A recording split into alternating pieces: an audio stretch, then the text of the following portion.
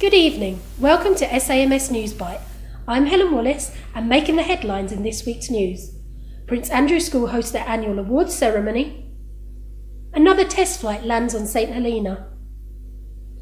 Prince Andrew School has its sports day. And highlights from this week's sporting action. On Wednesday 9th of December, Prince Andrew School held their annual awards ceremony. Teachers, students, parents and invited guests attended the event, including His Excellency, Acting Governor Sean Burns. The ceremony lasted around an hour and a half and saw a host of students awarded various trophies and certificates. SAMS reporter Liam Yon attended the event and reported on the day. The ceremony began with an opening speech from head teacher Paul Starkey.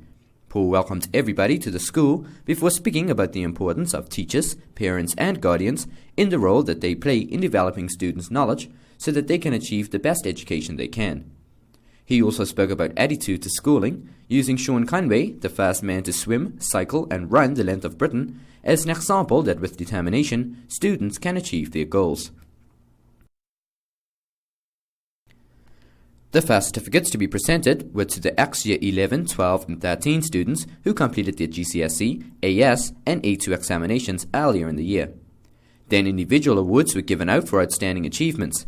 These included Scott George and David Clark, who received the Pupil of the Year awards for their age categories. Towards the end of the ceremony, two special awards were presented to Regan Benjamin and Coben John, two students from the school's Learning Support section. Both students had made outstanding personal and academic progress over the last year. Following the presentation of awards, Director of Education and Employment Charlie Waller gave a short speech in which she thanked everyone for attending the event and made special mention of Paul Starkey, whose contract will soon be ending at Prince Andrew School. Student Buddy President Regan Backhouse then made the closing remarks, again thanking all who attended. In her speech, she gave some encouraging words to those students who did not receive awards and referred to the awardees as role models to the rest of the school. She also echoed the words of Paul Starkey and said that teachers are very much appreciated for their hard work. The ceremony ended with the singing of the Prince Andrew School song, played on the keyboard by Daniel Liu. The event was followed by a social gathering in the school's foyer, where invited guests could speak to awardees. Hot beverages and finger eats were available.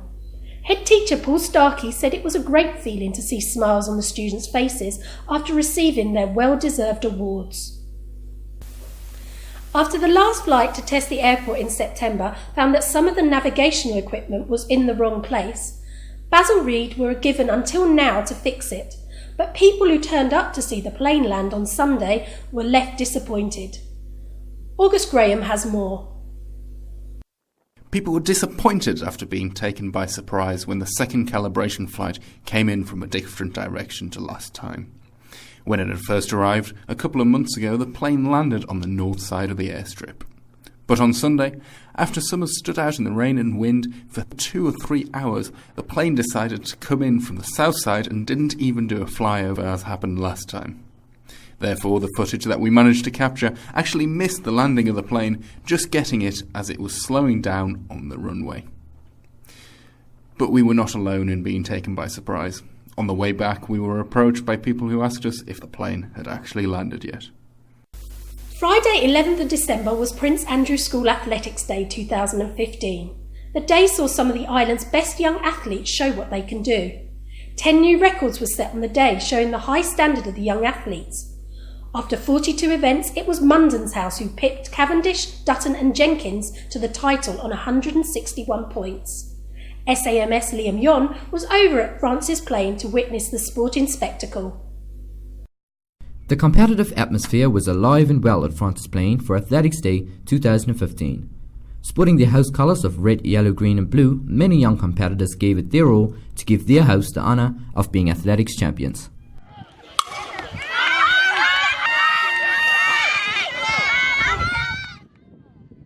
Jenkins came into the day as reigning champs, but after losing a few of their best athletes to the world of work, they found the competition much harder this time round and were 6 points off the leaders, Mundens, after the first half of the day. Cavendish got off to a good start when their cheerleaders came out tops after an entertaining dance routine including flips, cartwheels and other stunts.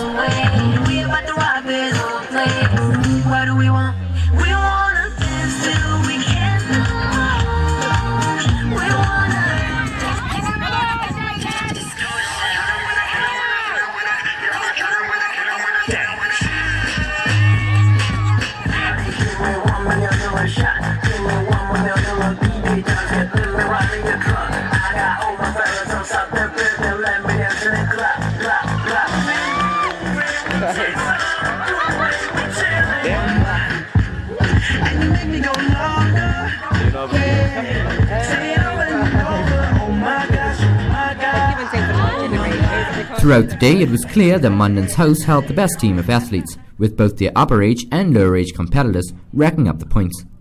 They got a big boost when both boys' relay teams won the 4x100 meter relay races, setting new records in both. After all the events, Anelka Liu and Sean Lee Thomas from the upper age and lower age Munden's teams picked up the trophy for the guys with speed, stamina and style. Well done, Mundens. The day seemed to be enjoyed by everyone, and all competitors were commended for their performance on the day. Cavendish finished runners-up on 142 points, Dutton third on 124, and last year's champions Jenkins were left pulling up the rear on 111. Following the presentation, the school broke up for summer holidays. Finally, here's Damien Obey with highlights of this week's sport in action. The cricket season continued on Saturday, with Zodiacs taking on the Mustangs. Batting first, Mustangs made 104, thanks to a steady innings of 41 from Antonio Green. Although looking solid in defence, the left-hander was quick to punish any short-pitched bowling, comfortably dispatching it to the boundary. His partnership with Robert George was the most productive of the match for Mustangs. Zodiacs have lost a number of key players during the off-season, so youngster Tiandre Cap stepped up to open the bowling. His spell of 5 overs yielded 2 wickets for 19 runs. At the other end, Coif Buckley snared 3 wickets, including the prize wicket off Antonio Green. In reply, Zodiacs reached the required target within 15 overs. Dax Richards top-scored with an unbeaten 58, with Mustangs picking up the wickets of Christian George and Anders Bowers. Luke Bennett's bowling figures of 1 for 3 was the best returned by a Mustangs bowler. In the afternoon match, Western B Warriors scored 308 runs against Hartree Hollow Dolphins. This is the second consecutive match where Dolphins have conceded a total more than 300. An impressive 145-run opening partnership from Mikey Williams, 65, and Tyrell Alec, 66, formed the basis for Warriors' total. Jordy Henry added 78 and Jordan Johnson added 22. Mike Harper was Dolphins' best bowler, picking up 4 wickets for 66 runs. Dolphins were always on the back foot during the run chase, despite the best efforts of veteran batsman Norman Thomas, whose lengthy spell at the crease yielded 50 runs. Last week's batting star David Young could only manage 18. As well as top scoring for Warriors, Jordy Henry also picked up the most wickets. His good all-round performance earned him 3 performance points. Tyrell Alec was awarded 2 and Mikey Williams 1. On Sunday, St. Paul's B scored 173 in 31 overs against Jamestown Barracudas. Stephen Fowler notched up 55 and Cliff Richards 46 for St. Paul's, whilst Jason George secured another 3-wicket haul. Gavin George was Barracuda's most economical bowler, taking 2 wickets for 12 runs. Barracudas chased down the required target in 20 overs, with Mike Arouge and Gavin George scoring 50s. Stephen Fowler topped off a good all-round performance by picking up his team's only wickets. Jason George was the man of the match, scooping 3 performance points. Stephen Fowler earned 2 and Gavin George 1. The final match of the weekend saw St. Matthew's Lions accumulate 288 against Sandy Bay Pirates.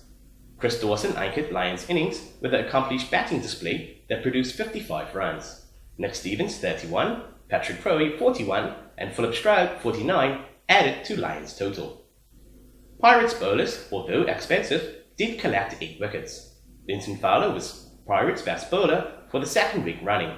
He picked up 3 wickets whilst conceding 77 runs. Pirates, who scored 294 against St. Paul's the week before, struggled to get close to such a score this time around. Although the majority of batsmen got starts, it was Linton Fowler batting in the number 9 position who top scored with 51. Chris Dawson 2 for 41, Scott Crowey 3 for 17, and Philip Stroud 4 for 26 ensured that wickets fell at a steady rate during the run chase.